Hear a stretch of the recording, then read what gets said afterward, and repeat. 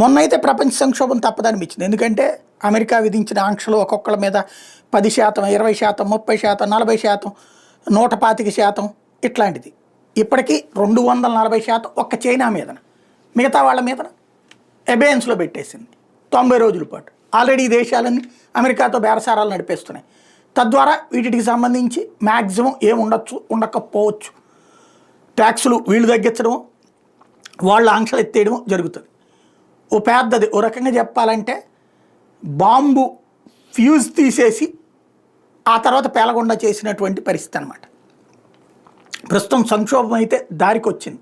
At the same time Trump ఈ పరిస్థితిని control చేయడం అన్నటువంటి దాని మీదనే దృష్టి పెట్టాడు తప్పించి వివాదం సృష్టించట్లేదు. తను చేయాలనుకుంది ఏంటి, ఓ ధమ్కీ ఇచ్చాడు. ధమ్కీ ఇవ్వకపోతే ఏ దేశము కూడా అతనితో చర్చలకు రావట్లేదు, వాళ్ళ పన్నులు తగ్గించట్లేదు. అమెరికా నుంచి వచ్చే వస్తువులకి సంబంధించి పన్నులు తగ్గించండి అనేటటువంటిది కదా ట్రంప్ డిమాండ్.